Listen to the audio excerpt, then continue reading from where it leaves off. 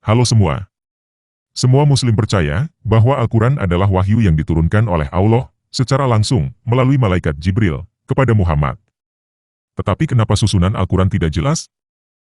Terkadang ada ayat-ayat yang tidak nyambung dengan ayat sebelum dan atau sesudahnya.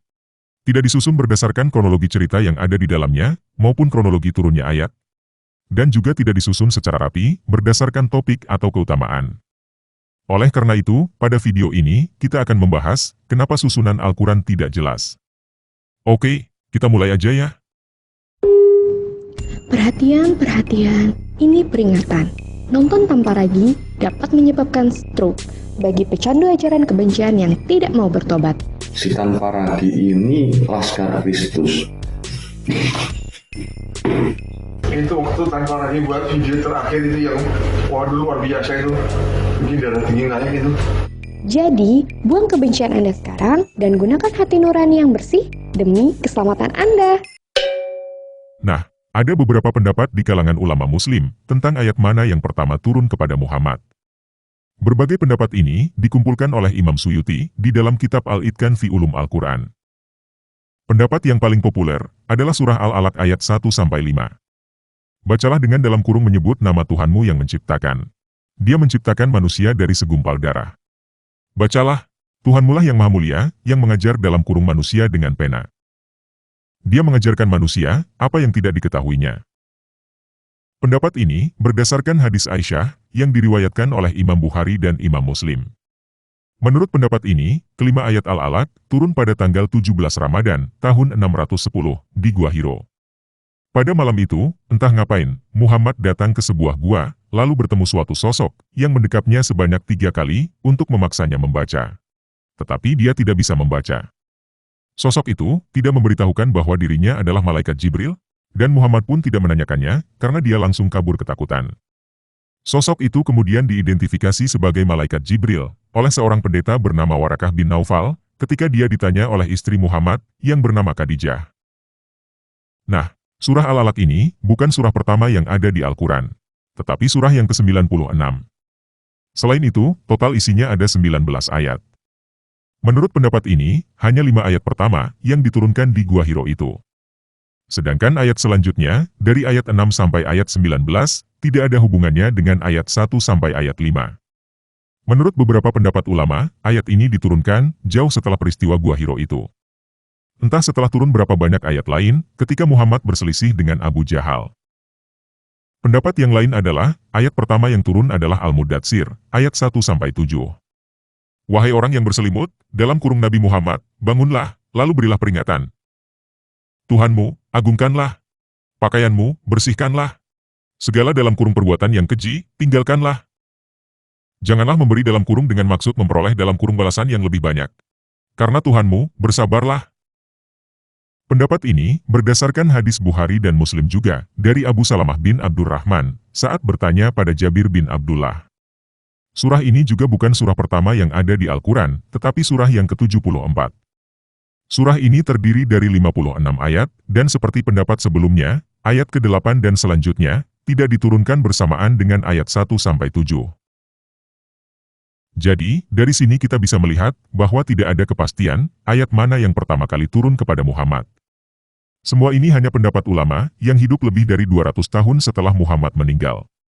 Mungkin ada teman-teman Muslim yang percaya betul bahwa yang pertama kali turun adalah Al-Alaq 1-5 atau Al-Mudatsir 1-7 dengan berbagai alasan. Tetapi, itu hanyalah keyakinan berdasarkan pendapat.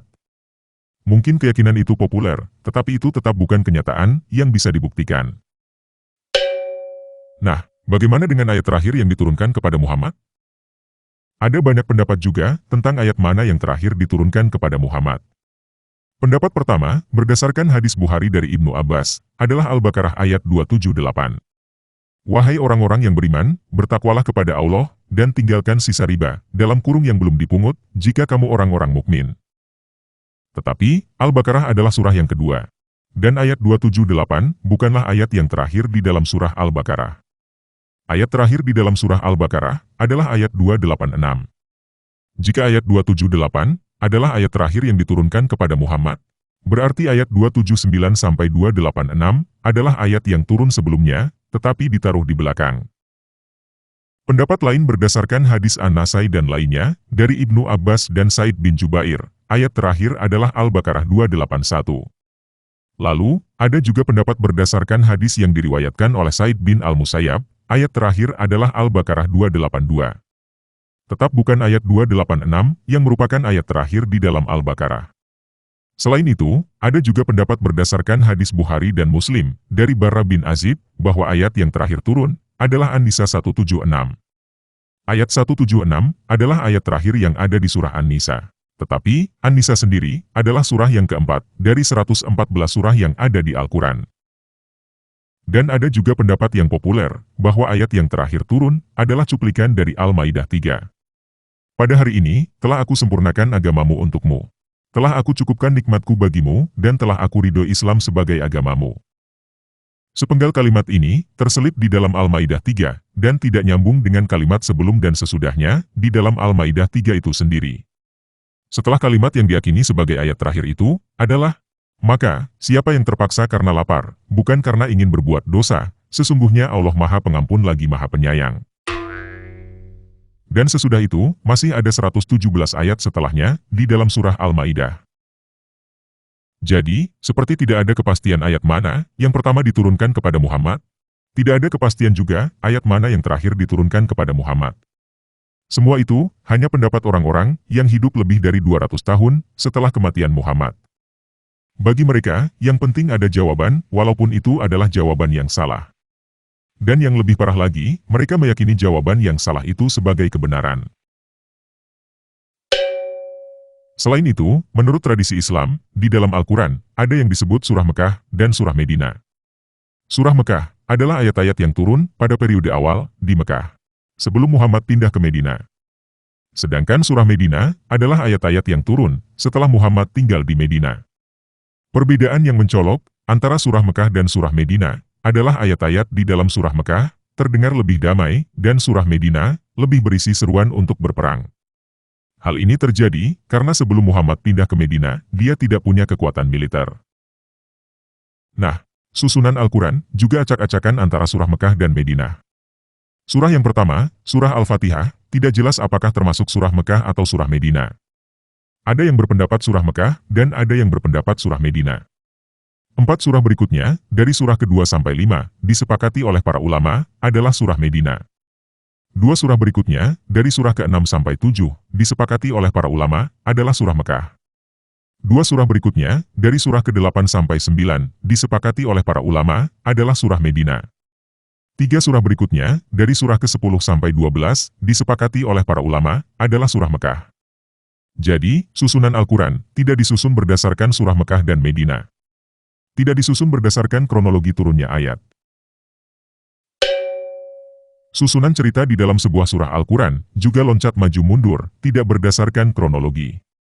Contohnya, di dalam surah ke-21, yang disebut Al-Anbiya, yang artinya para nabi.